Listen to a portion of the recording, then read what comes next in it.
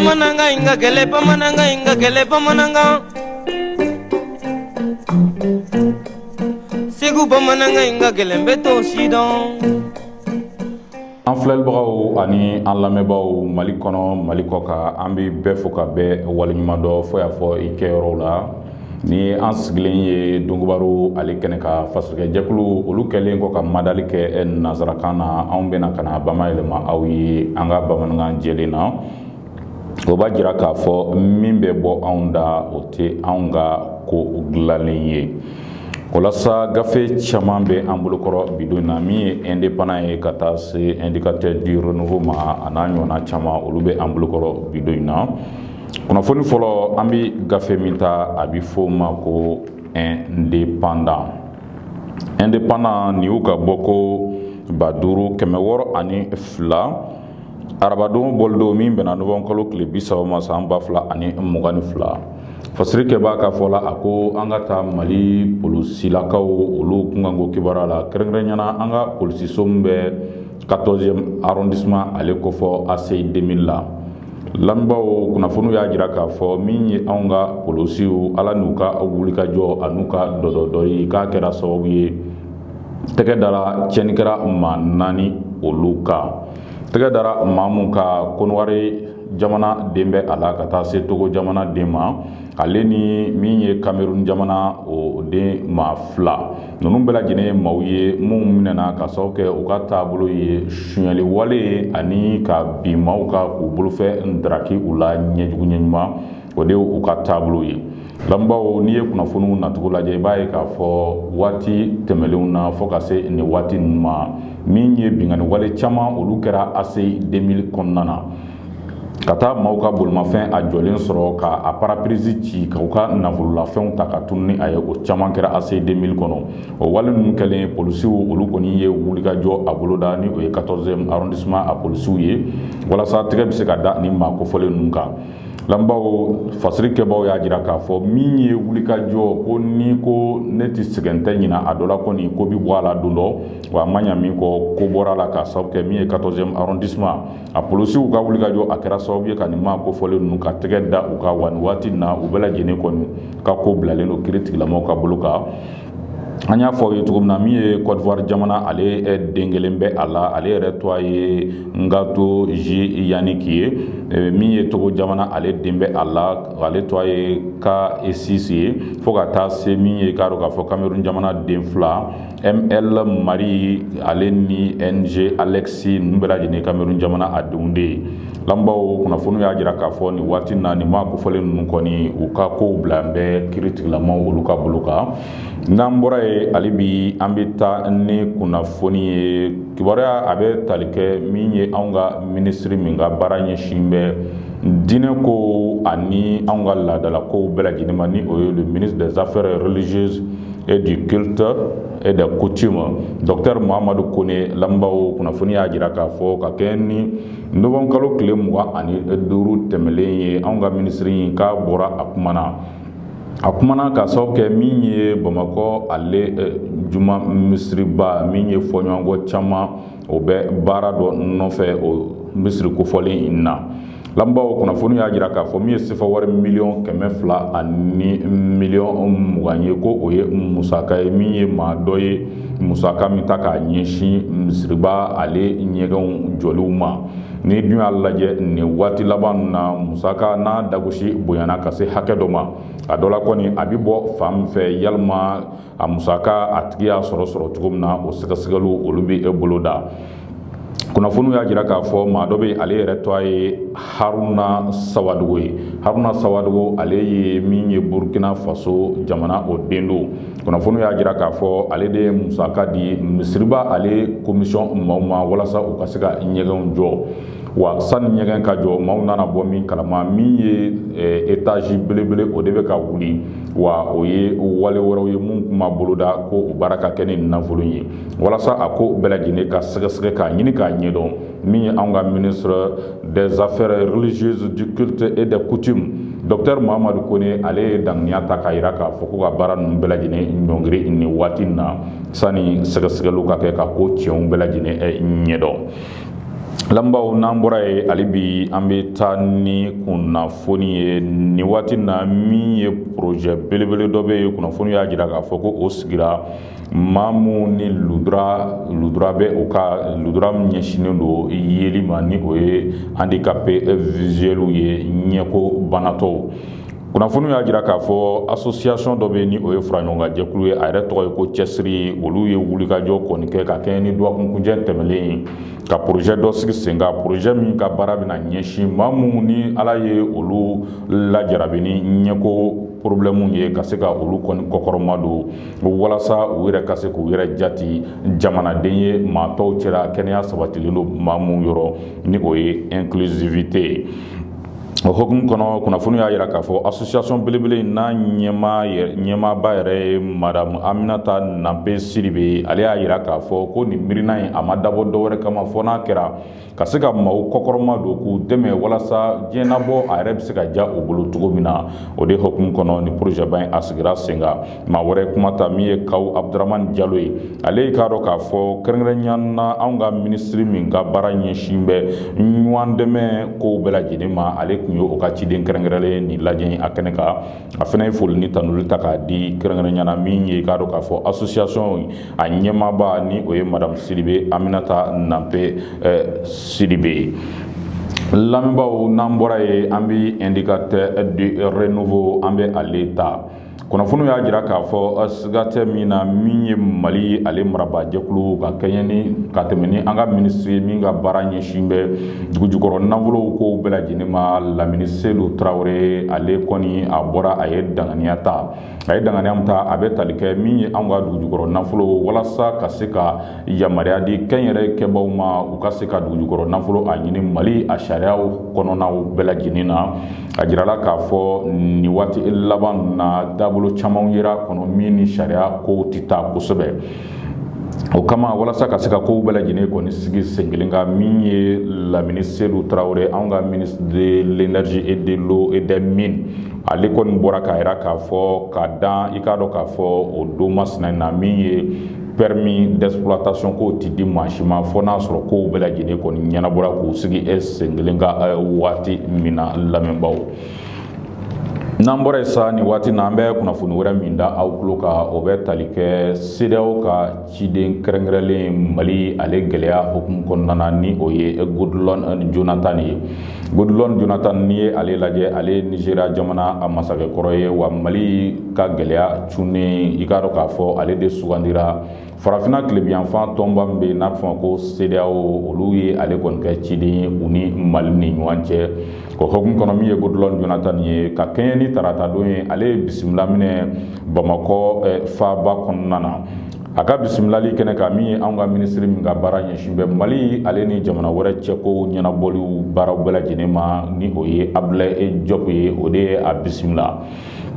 Bisimila kɛlen min ye ciden kɛrɛnkɛrɛnlen ye kɔrɔfɔ min bɔra da a y'a jira k'a fɔ n'i y'a ye ale kɔni cunna Mali kɔnɔ o de ye ka na Mali marabaa jɛkulu ka na bɔɲɔgɔnye kɛ u ye k'a lajɛ baara mun bolo dalen don layidu mun ta an bɛ CEDEAO ye yala a baaraw u bɛ ka taa u taacogo la wa. O hokumu kɔnɔ min y'i k'a dɔn k'a fɔ Goodluck Jonathan ani kunkɔrɔta ani nisɔndiya caman bɔra Mali la k'a sababu kɛ a y'a jira k'a fɔ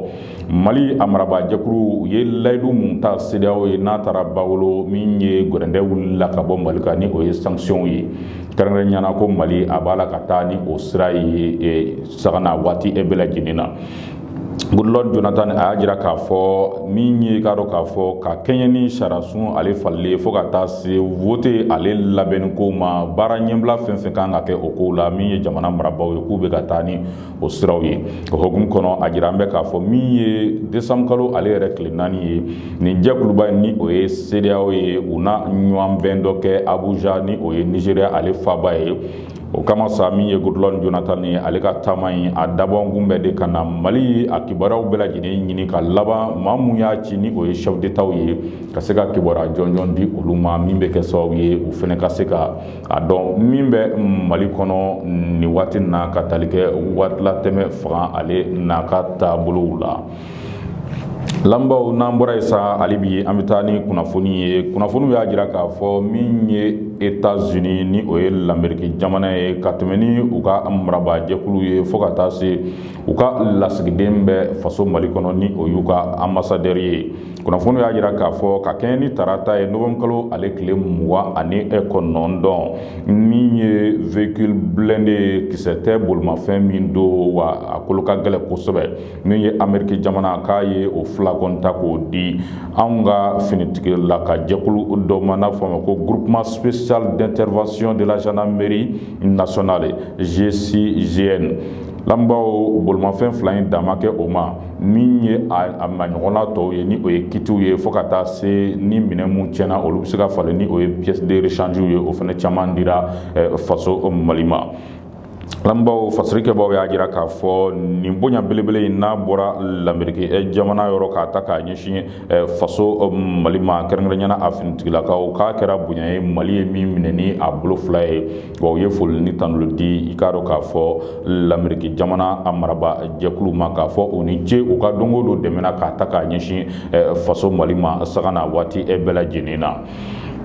Lambaw n'an bɔra ye an bɛ kibaruya wɛrɛ min da aw tulo kan o ye lakana ale kunkanko kibaruyaw ye fasirikɛbaw ka fɔ la u ko an ka taa Kucalakaw fɛ yen. Kucalakaw fɛ yen ka kɛɲɛ ni ntɛnɛn ye novembre kalo ale tile 28 san 2022 min ye anw ka finitigilakaw u ka bolimafɛn waati min u bɛ kuri ale ni Yoroso ni ɲɔgɔn cɛ nin bɛɛ lajɛlen ye Kucala ale mara kɔnɔna ye anw ka sɔrdasiw ka bolimafɛn k'a yɛlɛla mugujugu kan mugujugu min kun dogo bɛ dugumakolo jukɔrɔla la a taara bawolo min na mugujugu ale pɛrɛnna a kɛra sababu ye Mali sɔrdasi maa fila olu bɔnɛna o ni na maa 4 wɛrɛ bɛ yen olu jokinna. Lambaw fasirikɛbaw y'a jira k'a fɔ ni waati laban na min ye kulu maramafɛntigiw ye fo ka taa se jadiwale ale kɛbaw ma ko u senɔ a cɛya an bɛ kosɛbɛ Kucala ale mara kɔnɔna na wa n'i y'a lajɛ o misali tɛ dɔwɛrɛ saga na waati bɛɛ lajɛlen n'i m'a mɛn ko maa darakila ka tunun na i b'a mɛn k'a fɔ ko sɔrdasiw ka bolimafɛn a yɛlɛla mugujugu dɔ kan yalima saganama jamakulu caman olu kibaruyaw bɛ di sɔrdasiw ma nin yɔrɔ kofɔlen ninnu na o b'a jira k'a fɔ ko lakana a kan ka jija Kucala a n'a a wolowalaw kɔnɔna na kosɛbɛ waati nataw la. Lambaw n'an bɔra ye sa ni waati na an bɛna kalanko ale bunakun kan ka kɛɲɛ ni duwakun tɛmɛlen min ye lakɔlidenw ka lafasali tɔnba min bɛ n'a bɛ fɔ a ma ko AEM Association des élèves étudiants du Mali u kun ye baara ɲɔngiri o kɔni boloda Mali fantan 4 bɛɛ lajɛlen na. Baara ɲɔngiri ale bolodalen sa Mali a marabaw u wulila u ye kuma ɲɔgɔnyaw ani ɲɔgɔn bɛn caman kɛ o damaw olu taara bɛn min ma o kɛra sababu ye min ye kɛrɛnkɛrɛnnenya an ka duguma kalanso k'a daminɛ kilasi gale la ka taa bila kilasi 9 na olu ka baaraw kɔni a kun yirala k'a fɔ olu k'a daminɛ ka sababu kɛ bɛnkan kunfɔlɔ dɔw kun sɔrɔla o bɛɛ lajɛlen kɔfɛ min y'i k'a dɔn k'a fɔ kuma ɲɔgɔnyaw tɛmɛ kɛra ni o ye o taara bawolo min na min ye AEM a ka laɲini fanba caman bɛ yen sɔn kɛra olu ma wa min ye layidu olu caman dira o kɛra sababu ye baaraw bɛɛ lajɛlen kɔni sigira sen kan wa ntɛnɛn kalan daminɛna Mali a fantan 4 bɛɛ lajɛlen na nin waati na. N'an bɔra ye sa hali bi an bɛ to kalanko ale hokumu kɔnɔna na min ye lakɔli karamɔgɔ dɔ bɛ yen ka bɔ Kajolokaw fɛ Sikaso mara ale kɔnɔna na jɔn ala ko babali wale yalima k'a yira la k'a fɔ k'u na dankari a ka bunadamadenya na ni o ye des menaces d'agression et de mort k'o taara ka ɲɛsin Kajolo ale lakɔli karamɔgɔ dɔ ma. Lambaw ni kibaruya min n'a bɔra ka bi lakɔli karamɔgɔw u ka lafasali tɔnba min bɛ yen n'a bɛ fɔ a ma ko le syndicat de l'éducation signataire du protocole d'accord du 15 octobre 2016 olu y'a yira i k'a dɔn k'a fɔ communiqué dɔ senfɛ ko min ye nin wale min bɛ ka ta ka ɲɛsin olu o cakɛɲɔgɔn ma ko o ye fɛn min ye o tɛ bɛn u ma wa u b'a ɲini jamana a marabaw fɛ u ka ko bɛɛ lajɛlen kɛ ka laban ka lakana a sinsin min ye i k'a dɔn k'a fɔ olu ka cakɛlaw ma u ka cakɛ yɔrɔw la ni o y'u ka lieu d'affectation ye. Kunnafoni y'a jira k'a fɔ n'i y'a lajɛ Kajolo ale yɛrɛ bɛ i k'a dɔn k'a fɔ Sikaso ale mara la wa nin waati na wulikajɔ kɔni bɛ senna cogo min na basigi bɛn ani kelenya o bɛ se ka sinsin lakɔli karamɔgɔ ye ani maa mun kɛ bɛ ka kumaw fɔ réseaux sociaux sanfɛla la ko u na dankari a ka bunadamadenya na. lambaw n'an bɔra sa ni waati na an bɛ taa Faransi jamana ale kunkanko kibaruya la. Faransi jamana n'i y'a lajɛ min ye ka kɛɲɛ ni duwakun tɛmɛlen Faransi ale marabaajakulu olu kɛlen ko ka danganiya ta k'a jira k'a fɔ ko u ka dɛmɛw bɛɛ lajɛlen ɲɔngiri Mali yɔrɔ k'a sababu kɛ ko Mali ale ni Wagner olu bɛ jɛnna Mali kɔnɔna na. Mali ale kɛlen kɔ ka danganiya in kɔni kibaruya a sɔrɔ min ye anw ka marabaajakulu ye olu fana y'a jira k'a fɔ nin ko in bɛ yɔrɔ min na Faransi a ka dɛmɛ bɛ di baɲumankɛtɔn min ma ni o ye ONG ye ko olu fana bɛɛ lajɛlen ka baara ko o na ɲɔngiri Mali kɔnɔ.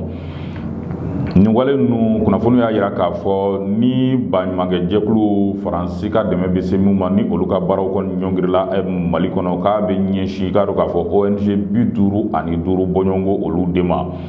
Lambaw kunnafoni y'a jira k'a fɔ ONG 55 n'i ye olu ka baaraw kɔni datugu Mali la bi i b'a ye k'a fɔ min ye Maliyɛn maa 7,000 bɔɲɔgɔnko ko olu bɛɛ lajɛlen na u yɛrɛ sɔrɔ ni baara tɛ u bolo. Lambaw kibaruya in a bɔlen ka bin min ye Faransi jamana o kɔni y'a jira k'a fɔ olu bɛ dɛmɛ min di Mali ma ni a bɛ t'i jɔ sifɔwari miliyari 18 ani miliyɔn 300 la n'a bɛ ɲɛsin bunadamadenya o dɛmɛ ninnu ma ni o ye aide humanitaire ye. Faransi y'a jira k'a fɔ ale na o bɛɛ lajɛlen ɲɔngiri.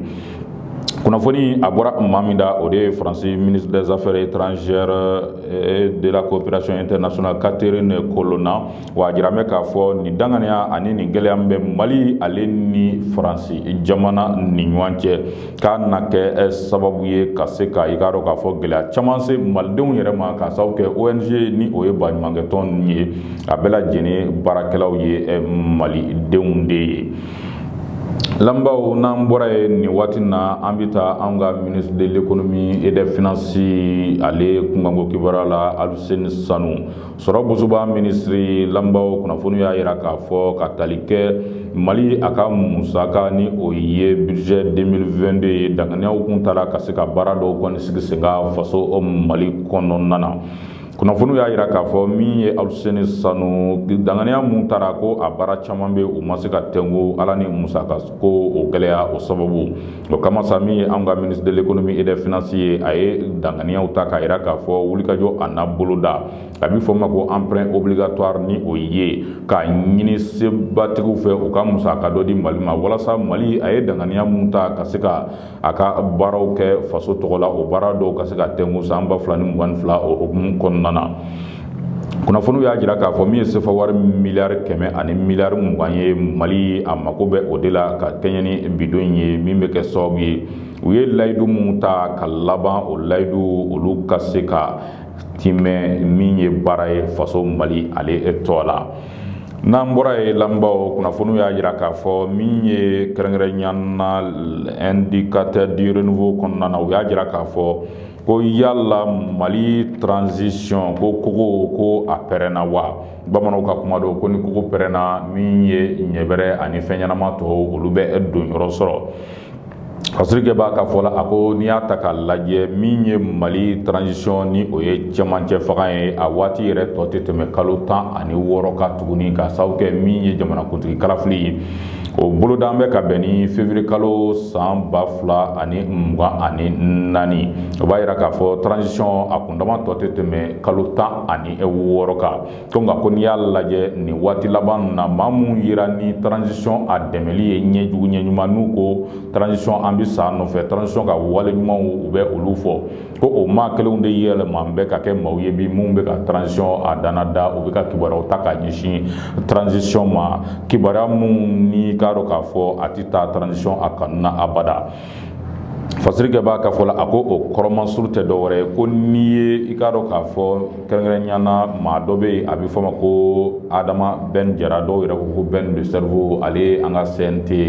o baarakɛla ye wa n'i y'a lajɛ faraɲɔgɔnjɛkulu bɛ n'a bɛ fɔ ma ko Yɛrɛwolo debout sur les remparts o fana ɲɛmaa don ko n'i ye ale ka kɔrɔfɔw lajɛ nin waati laban na k'i bɛna ye k'a fɔ jɔn Ala min ye transition a dɛmɛbaga cɛbaw ye k'a caman bɛ yen ko u ka kumakanw olu bɛ ka yɛlɛma mun bɛ ka kumakanw yɛlɛma yala mun de kɛn bɛ Fasirike b'a ka fɔ la a ko gɛlɛya ninnu bɛɛ lajɛlen a wulila fɛn min na o de ye maa 26 min ta la ka fara CNT ale jama kundama ka ko o kɔni kɛra sababu ye maa caman ye dusuma kasa sɔrɔ transition ale ka taabolo la ko yala o de bɛ ka kɛ sababu ye nin waati na transition a dɛmɛbagaw u ka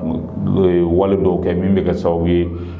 ka transition ale kɔbila ni ka tɛmɛ ni kumakanw ye min bɛ tɛmɛ an ka bɔlɔlɔ sanfɛlaw ni an ka kunnafoni di siraw fɛ kɛrɛnkɛrɛnyana na kunnafoniw bɛɛ lajɛlen ti taa transition ale kanu na saga na waati bɛɛ lajɛlen na. Lamɛnbaaw n'an bɔra ye hali bi an bɛ taa ni kunnafoni ye nin waati na an bɛ kibaruya wɛrɛ min da lamɛnba jɛkulu kulo kan o de ye kɛrɛnkɛrɛnyana min ye anw ka kiri tigilamaw ye olu ka lafasali tɔnba n'a bɛ fɔ o ma ko SAMU ani SELIMA. SAMU syndicat autonome de la magistrature ale ni SELIMA syndicat libre de la magistrature ninnu ye kiri tigilamaw olu ka lafasali tɔn belebele mun kɔni ye i k'a dɔn k'a fɔ u ka nisɔngoyaw yira nin waati laban na a ma ɲa min kɔ min ye baara bila o kɔni o bolodara ka kɛɲɛ ni tarata tɛmɛlen ye min ye k'a dɔn k'a fɔ kiri tigilamaw olu ka lafasalitɔn in ye u ka wulikajɔ a ɲɛsin bɛ wale damadɔw de ma. Wale fɔlɔ Mali a marabaa jɛkulu u ye gafe min tigɛnɔbila n'a bɛ fɔ ko avant projet de la constitution ni o ye anw ka sariya sunba ale kura min kan ka sigi sen kan waati latɛmɛ fanga tigilamaw olu ka wulikajɔ hukumu kɔnɔna na min ye kiri tigilamaw ye i k'a dɔn k'a fɔ dabolo dɔw kɛra gafe in kɔnɔna na min ma kɛ olu fɛlako ye donc u b'a fɛ yɛlɛma dɔw ka don o la o y'u ka laɲini dɔ ye fo ka taa se min ye u ka mutation olu kow bɛ kɛ cogo min na kɛrɛnkɛrɛnyana o laɲiniw kɛra o de kɛra sababu ye min ye kiri tigilamaw u ka lafasali tɔn kuluba fila in ni o ye SAMU ani SELIMA ye u ye baara bila boloda ka kɛɲɛ ni k'a dɔn k'a fɔ kɛrɛnkɛrɛnyana tarata tɛmɛlen ye. N'an bɔra yen sa hali bi an bɛ taa ni kunnafoni ye nin waati na kunnafoni wɛrɛ min bɛ yen n'an b'a fɛ k'o da lamɛnba jɛkulu kulo kan o bɛ tali kɛ Mali ale sɛgɛsɛgɛlikɛla ni o ye vérificateur général ye. Vérificateur général kuma ni kuma ni ale y'a ka baara kɔni kɛ a ye kibaruya mun sɔrɔ ka laban k'o kɛ gafe ni o ye a ka rapport ye. Baara in bɛɛ lajɛlen bɛ kuncɛ de a bɛ wuli ka taa baara in da jamanakuntigi ale ɲɛkɔrɔ o hukumu kɔnɔ kunnafoni y'a yira k'a fɔ min ye vérificateur général a k'a ye wuli ka jɔ kɛ ka taa bɔɲɔgɔn ye o kɔni kɛ anw ka jamanakuntigi ye ka laban min ye rapport belebele k'a ta k'a di jamanakuntigi ma kunnafoni y'a yira k'a fɔ min ye dossier 22 kɛrɛnkɛrɛnyana olu bɛɛ lajɛlen ye dossier ye mun kɔni taara ka ɲɛsin procureur général ma pôle économique et financier tɔgɔ la o kɔfɛ min ye dossier 18 olu bɛɛ lajɛlen fana dossier ye mun taara ka ɲɛsin section des comptes o maaw ma. Lamɛnbaaw fasiri kɛbaaw y'a yira k'a fɔ n'i y'a lajɛ nin waati na Mali min ye dunkojuguya ani yuruguyurugu wale a kɛlɛ kɔni a boloda sɛbɛkɔrɔ bolodalen don o faso Mali kɔnɔ wa siga tɛ min na n'i y'a ta k'a lajɛ min ye anw ka vérificateur général ye a kɛn bɛ ka gafe mun kɔni ta k'a di jamana kuntigi colonel Asumu Goyita a y'a yira k'a fɔ nin gafe mun kɔni dira jɔnko Ala ko bɛɛ lajɛlen na kɛ cogo min na baara ninnu u bɛ se ka sigi sen kan cogo min na ka sababu kɛ ni sɛgɛsɛgɛli kɛra sɛgɛsɛgɛli kɔfɛ baara wɛrɛ min bɛ yen o ye i n'a fɔ kiri tigilamaw ka gafe nin bɛɛ lajɛlen bila olu ka bolo kan walasa u ka wulikajɔw olu boloda ka se ka wale dɔw kɔni sariya a y'a laɲini cogo min na ka se ka a tigilamaw u nɔ bɔ o hukumu kɔnɔna na. Lamɛnbaaw hali bi a bɛ Raficom ale ni Duba TV télé sanfɛla de la an b'aw fo k'aw barikada hali bi a ka lamɛnniw la an k'an sɔalen to ni téléso Mali fila na saga na waati bɛɛ lajɛlen kunnafoni ɲuman k'a dalasalo k'a di aw ma ladiriyala min ni parti pris tɛ kelen ye an ka taabolo a ɲɛsin bɛ o de ma.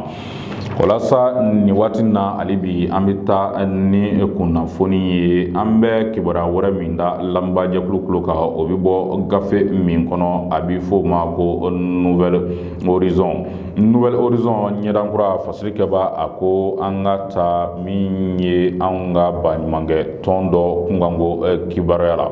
baɲumankɛ tɔn in n'i y'a lajɛ kɛrɛnkɛrɛnnenya na sécurité alimentaire walasa Mali denw ka se ka balo sɔrɔ ka laban k'an kisi kɔngɔ ani balokojuguya o ma, min ye k'a dɔn k'a fɔ dɛmɛ belebele a taara ka ɲɛsin Mali a marabaa jɛkulu ma. Dɛmɛ in a bɛ t'i jɔ sefawari miliyari 12 la. Sefawari miliyari 12 in lambaw fasirikɛ b'a ka fɔ la a ko jamana ale marabaa jɛkulu k'u ye musaka in a ŋaniya. I k'a dɔn k'a fɔ Mali a yɛrɛmarakafo 3 de ye, min ye Segu mara, Sikaso mara ale ni Buguni mara. Ko wa ko n'i y'a lajɛ dɛmɛ in ko a na maa mun kɔni lasɔrɔ, min ye k'a dɔn k'a fɔ maa 150 ko a na olu kɔni lasɔrɔ, wa min ye k'a dɔn k'a fɔ olu kɛrɛfɛ maa mun bɛ se ka tɔnɔ wɛrɛ sɔrɔ dɛmɛ in fana na ko bɛ t'i jɔ maa 1,000,000 bɔɲɔgɔnko la. Lambaw fasirikɛ b'a ka fɔ la a ko projet ba in k'a yɛrɛ to a ye de, min ye l'organisation projet ba in a dɛmɛ a bɔra i k'a dɔn k'a fɔ Mali a dɛmɛbaa jɛkulu mun yɔrɔ o fɔlɔ ye l'Organisation des Nations Unies pour l'Alimentation et l'Agriculture FAO, ale ni programme alimentaire mondial PAM fo ka taa se Fonds des Nations Unies pour l'Enfance UNICEF, ninnu ye k'a dɔn k'a fɔ kɛrɛnkɛrɛnnenya dɛmɛbaa jɛkulu de ye mun kɔni ye projet ba in a sigi sen kan ka kɛɲɛ ni ntɛnɛndon ye Bamako, wa min ye k'a dɔn k'a fɔ wulikajɔ a kɔni t'an bɛ ka ɲɛsin k'a dɔn k'a fɔ Mali a yɛrɛmarakafo 3 de ma, Segu, Sikaso ale ni k'a dɔn k'a fɔ kɛrɛnkɛrɛnnenya na min ye Buguni ye. O kama sa fasirikɛ b'a a yira k'a fɔ dɛmɛ in a kundama yɛrɛ bɛ t'i jɔ sefawari miliyari 12 ani miliyɔn 800 la, wa a musaka bɛɛ lajɛlen bɔra jamana min ka wakanɛ kɔnɔna na, o de ye Suède jamana ye, ka sababu kɛ min ye dolari wari ale miliyɔn 23 Suède ale y'o ta k'o di i k'a dɔn k'a fɔ nin dɛmɛbaa jɛkulu ma walasa u ka dɛmɛ a ka se Mali ma saga na waati bɛɛ lajɛlen na. Lambaw nin bɛ dansigi an ka bido donkibaru labɛnni na, an bɛ foli ni tanulu ta k'a di aw bɛɛ lajɛlen ma, a ka filɛli ni aw ka lamɛnni la ka kɛɲɛ ni aw sigiyɔrɔw ye Mali kɔnɔ Mali kɔ kan. A kun bɛ Duba TV ale ni Raficom ka taa se u jɛɲɔgɔn chaîne tɔw bɛɛ lajɛlen sanfɛla de la nin waati na. An b'aw fo k'aw barika da a ka kulomajɔ la, aw ni ce.